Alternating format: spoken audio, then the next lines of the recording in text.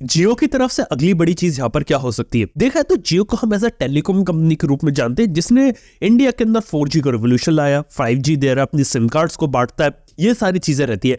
लेकिन अब जियो है ना, एक टेलीकॉम कंपनी से बहुत ज्यादा आगे निकल चुका है। और हाल ही में जो आकाश अंबानी थे वो IIT बॉम्बे गए थे और उन्होंने वहां पे कुछ इंटरेस्टिंग बातें बताई और ये पता चला कि जियो आने वाले समय में क्या कर सकता है। सबसे पहली चीज जो जियो करने वाला है वो है AI के फील्ड में उतरना। अब इसके बारे में हमें पहले से हिंट था, लेकिन ये पता लगा कि ये लोग अपने खुद का AI मॉडल बना रहे, जिसका नाम शायद भारत GPT ये लोग रखेंगे और ये model Indian languages, Indian context को ध्यान में रख के क्रिएट किया जाएगा। हाल ही में एक कृत्रिम नाम की AI को भी पहले दिखाया गया था, शोकेस किया गया था कि वो भी इंडिया के लैंग्वेज मॉडल पर ही बेस्ड है और इंडिया के कंटेक्स्ट को देखता है। लेकिन ये देखने वाली बात हो कि AI के फील्ड में जियो यहाँ पर क्या करता है, क्योंकि अभी ज्यादातर जो AI एप्स यहाँ पर देखते हैं, ज्यादातर जो GPT-4 होता है उसके ऊपर रन करते हैं, जो एक AI का लार्ज लैंग्वेज मॉडल होता है और उसी की API लेके लोग यूज करते हैं। लेकिन इंडिया में अगर अपना खुद का मॉडल यहाँ पे क्रिएट करते हैं और खुद की चीज लाते हैं, ये एक बड़ी चीज हो सकती है। हालांकि आर्टिफिशियल इंटेलिजेंस के बारे में बात की जाती है कि लोग की जॉब ले सकती है। अब सच बात बताओ, ऑलरेडी लोग की जॉब लेना यहाँ पे शुरू कर दिए। काफी सारी बड़ी बड़ी कंपनीज AI का यूज करके ऑटोमेशन के ऊपर मूव ऑन कर रही है और धीरे धीरे लोग निकालना शुरू कर दिया। और अगर आप लोग अपने आप को अप टू डेट रखना चाहते हो तो AI का यूज अपने काम के अंदर करते रहिए, क्योंकि अब AI के अंदर यहाँ पर ये होने वाला है कि जहां 100 लोग काम करते थे पहले, अब वहां पे सिर्फ 10 लोग की जरूरत पड़ेगी सिर्फ AI को देखने के लिए कि वो ठीक काम कर रहा है कि नहीं कर रहा। लेकिन सवाल यही आता है कि फ्यूचर क्या होगा आर्टिफिशियल इंटेलिजेंस से रिलेटेड। ये एक काफी इंटरेस्टिंग चीज होगी जो AI के बारे में हम देख रहे हैं। अब देखा जाए तो 2024 में आर्टिफिशियल इंटेलिजेंस एक बहुत बड़ा बज़वर्ड रहेगा और इंडिया के अंदर भी बहुत सारी कंपनीज AI के फील्ड में यहाँ पे अपने कुछ ना कुछ प्रोडक्ट्स निकालेंगी। इसके साथ ही ये भी बताया गया है कि जियो वाले अपने जियो टीवी के लिए OS बना रहे हैं, जिसे जियो OS फॉर टीवी ये सब कहा जाएगा। हो सकता है किसी थर्ड पार्टी पार्टनर के साथ मिलकर अपना OS उस टीवी के अंदर डालकर उतारे, या फिर खुद का टीवी भी लॉन्च कर सकते हैं। कोई बड़ी चीज नहीं है। देखो सिंपल सी बात ये कि AOSP वाला टीवी था जियो OS टीवी, जिसको उनके सेट टॉप बॉक्स के अंदर देखने को मिलता था। अब वही चीज उठा के लोग टीवी के ऊपर जा रहे, तो उसके बारे में बात बताती। लेकिन इसी के साथ ही बात करें तो जो जियो है वो उसका लग रहा है कि अब स्टार इंडिया के साथ मर्जर हो सकता है। यानी कि मैं पूरी जियो कंपनी की बात नहीं कर रहा। जियो के पास एक एंटरटेनमेंट वाले डिवीजन है जिसके अंदर जियो स्टूडियोज, जियो सिनेमाज, वायाकॉम 18 ये सब आती है कंपनीज। और ये कंपनी अब डिज्नी से जो स्टार इंडिया का जो पार्ट होता है वो लेना चाहती है, जिस डील के हिसाब से ये होगा कि शायद 51% पार्ट जो रहेगा वो जियो के पास जाएगा और 49% जो हिस्सा रहेगा वो यहाँ पे जो वॉल्ट डिज्नी कंपनी रहती है उसके पास जाएगा। देखो कुल मिला के सबसे पहली बात ये कि अभी ये सिर्फ रिपोर्ट्स निकल कर आई है, कहा गया है कि इसका ऑफिशियल अनाउंसमेंट फरवरी में हो सकता है। दूसरी चीज, जो स्टार इंडिया है उसकी पेरेंट कंपनी है वॉल्ट डिज्नी, जो कि मार्वल वगैरह ये सबको ओन करती है। और देखा है तो 2019 में जब से एवेंजर्स एंड गेम निकाली है उसके बाद से वैसी सक्सेस ये लोग रिक्रिएट नहीं कर पाए। उन्होंने अपना डिज्नी प्लस निकाला था, इतना ज्यादा वो भी सक्सेसफुल नहीं हुआ। यहाँ तक कि हॉटस्टार को रीब्रांड करके डिज्नी प्लस हॉटस्टार बनाया, वो भी नहीं चला। ऊपर से IPL के राइट्स भी लोग हार गए। उसके बाद से कंपनी की हालत इतनी अच्छी नहीं थी और इसके बाद ये कहा उन्होंने कि रिलायंस वाले इस कंपनी का मेजोरिटी पार्ट ले ले तो शायद ये लोग 51% ओन कर सकते हैं। और उसके बाद जो जियो रिलायंस इंडस्ट्रीज होगी वो टेक्निकली इंडिया का सबसे बड़ा टीवी और OTT नेटवर्क बन जाएगा। OTT इन द सेंस ये लोग जियो सिनेमा को भी ओन करेंगे, हॉटस्टार को भी ओन करेंगे, स्टार इंडिया के जितने भी चैनल्स होते हैं सबको ओन करेंगे, प्लस वायाकॉम 18 के जितने चैनल्स होते हैं, कलर्स वगैरह, वो भी ये लोग ओन करेंगे। काफी सही चीजें चल रही है और जियो पता नहीं क्या क्या कर रहा है। लेकिन हाँ, ये कुछ बातें थी जियो से रिलेटेड इधर। और इसी के साथ ही अब मैं बात कर सकता हूँ आईफोन के बारे में।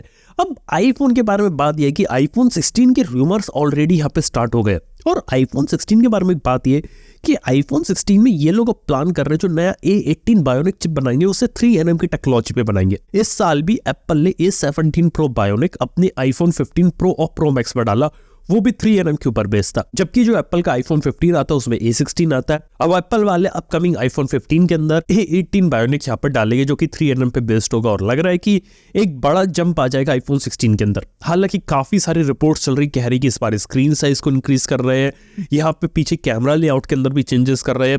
देखो अभी सिंपल सी बात है कि अभी हम काफी अर्ली स्टेज में आईफोन 16 की, और आईफोन 16 अभी ज्यादातर रूमर फेज के अंदर चल रहा है क्योंकि जो चीजें फाइनलाइज होती है ना वो होती है अप्रैल तक, और अप्रैल तक ही क्लियर आइडिया मिलता है कि जो अपकमिंग आईफोन होगा वो यहाँ पर दिखेगा कैसा। तो यार ये एक बात है। इसके साथ ही एप्पल रिलेटेड बात है कि हाल ही में एप्पल की जो वॉचेस होती उसके ऊपर यूएसए के अंदर बैन लगा था। ये एक पेटेंट इशू के कारण हुआ था। अब हाल ही में वहां पर उन्हें अलाउ कर दिया गया है कि टेम्पररी ये जो अपनी वॉचेस होती है अब यहाँ पे बेच सकते हैं। लेकिन अभी भी देखने की प्रॉब्लम यहाँ पे पूरी तरीके से सॉल्व नहीं हुई है, क्योंकि काफी सारे जो पेटेंट्स होते हैं वो उन्होंने इन्फ्रिंज करे थे, जिस कारण से उनके ऊपर बैन लगा था। अब डेफिनेटली जो कंपनियों के साथ कोई सेटलमेंट वगैरह करना पड़ेगा या अपने प्रोडक्ट के अंदर मेजर चेंजेस करने पड़ेंगे, तभी जाके ये लोग यहाँ पे इस चीज से यहाँ पे निकल पाएंगे। लेकिन ये भी प्रॉब्लम चल रही है जो हाल ही में एप्पल के साथ हुई थी। अब रिसेंटली वहां पर जो हॉलिडे सीजन आता है ना, यहाँ पे एप्पल के प्रोडक्ट्स बहुत ज्यादा बिकते हैं और इसका कहीं ना कहीं एप्पल की सेल्स पर भी इंपैक्ट पड़ा, क्योंकि एकदम से अवेलेबिलिटी इनकी गिर गई थी। लेकिन इसी के साथ अगर मैं एप्पल वॉच के बारे में बात कर रहा था, इंडिया में अक्सर हम लोग बात करते हैं स्मार्ट वॉचेस की। अब यहाँ पर छोटा सा मिसकंसेप्शन ये कि यहाँ पे ये लोग किसी भी वॉच जिसके अंदर टच स्क्रीनों से स्मार्ट वॉच मान लेते हैं। और मैं अक्सर ये बात कर चुका हूँ कि स्मार्ट वॉच वो होती है जिसके अंदर आप प्रॉपर एक ओएस यहाँ पे चला रहे हो, जैसे कि वियर ओएस या वॉच ओएस, उसके अंदर आपको ढेर सारे फीचर्स देखने को मिले, तो वो एक चीज हमें समझ में आती है। हालांकि मार्केट के अंदर जो दो डिफरेंट टाइप की वॉचेस रहती है,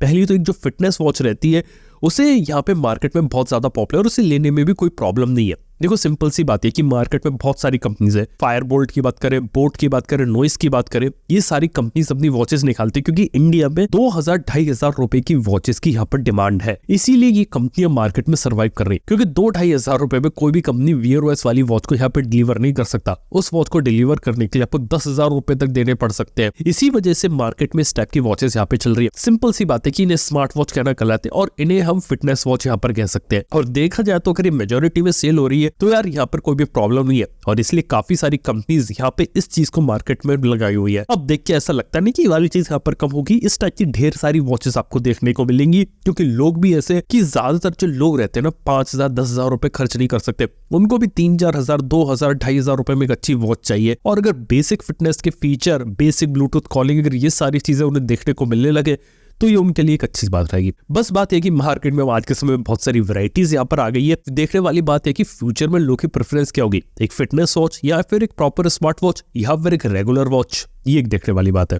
और इसी के साथ ही यहाँ पर मैं बात करना चाहूंगा कि इंटरनेट की। आज के समय में देखा जाए तो इंटरनेट आपको टेक्निकली फ्री में अवेलेबल है। हाँ, भले ही आप डेटा प्लान जो रहते हैं इनका पैसा देते हैं, लेकिन जो वेबसाइट्स रहती है ज्यादातर को आप फ्री में एक्सेस कर सकते हैं, क्योंकि बेसिकली ज्यादातर वेबसाइट यहाँ पे एडवर्टाइजमेंट से रन होती है। क्योंकि अगर एड्स नहीं होंगे ना तो आपको फ्री में यहाँ पे कोई चीज देखने को मिलेगी नहीं मिलेगी। और इसी का ही नया एग्जाम्पल आया यूएसए के अंदर। पिछले साल नेटफ्लिक्स ने अपना एक एड सपोर्टेड प्लान निकाला था, जो कि नेटफ्लिक्स के लिए काफी ज्यादा सक्सेसफुल रहा, जिसके अंदर मूवीज शोज के बीच वो यूट्यूब जैसे ही यहाँ पे आपको एड्स वगैरह दिखाते रहेंगे। इसके बाद अब प्राइम वीडियो ने भी डिसाइड किया कि वो भी अपने बेस प्लान के अंदर एडवर्टाइजमेंट वगैरह लेकर आएंगे, ताकि जो लोग है वो कंटेंट देखते रहे लेकिन उसके बीच में उन्हें एड्स देखने को मिले। ये एक सिंपल सी चीज जो यहाँ पे Amazon प्राइम वीडियो, नेटफ्लिक्स यहाँ पे कर रहे हैं। और देख के लगता है कि जो टोटली प्रीमियम सब्सक्रिप्शन होता है ना, उससे हटके लोग एड वाले के ऊपर थोड़ा जा रहे हैं, जहाँ पे एड दिखा कर भी लोगों से पैसा यहाँ पे बना सके। इसके साथ एक इंटरेस्टिंग इन्फॉर्मेशन पता चली मेरे को। 2023 में जिन फोन्स की कीमत 1 लाख रुपए के ऊपर थी, उनकी सेल पिछले साल के कंपैरिजन में डबल हो गई। यानी कि 1 लाख रुपए के ऊपर के फोन इस साल डबल खरीदे गए एज कम्पेयर टू 2022। और 2024 में ये चीज और भी ज्यादा आगे बढ़ेगी। यानी कि ज्यादातर जो लोग हैं वो अपने आपको महंगे फोन के ऊपर ज्यादा से ज्यादा पुश कर रहे हैं, और जो डिमांड हो रही है वो भी इंक्रीज हो रही है। और बाकी कंपनीज अब बताऊं क्या कर रही है, धीरे धीरे अपने और प्रीमियम मॉडल्स को भी मार्केट के अंदर निकाल रही है। अब देखने वाली बात है कि जो प्रीमियमाइजेशन का जो ट्रेंड है, जो हम इंडिया के स्मार्टफोन मार्केट में ज्यादा से ज्यादा देख रहे हैं, रुकता कहां पर है। क्योंकि एक जमाना मेरे को अभी भी याद है, 10,000 रुपए के अंदर आपको सब कुछ देखने को मिल जाता था, लेकिन आज के समय में 20,000 रुपए के फोन में भी देख के ऐसा लगता है कि सब कुछ यहाँ पर देखने को नहीं मिलता अभी भी। और अगर आपको ज्यादा अच्छा फोन या प्रोडक्ट चाहिए तो 25-30 हजार तो रुपए आपको देने यहाँ पर पड़ते हैं। बस यही एक प्रीमियमाइजेशन ट्रेंड है जो यहाँ पे आज के समय में चल रहा है। देखने वाली बात है कब रुकता है यहाँ पे। बात है ये थी इस हफ्ते की कुछ इंटरेस्टिंग टेक न्यूज। आप लोग बने रहिए यहाँ पे, मैं आपसे बोल दूं नेक्स्ट वन के अंदर। Good bye.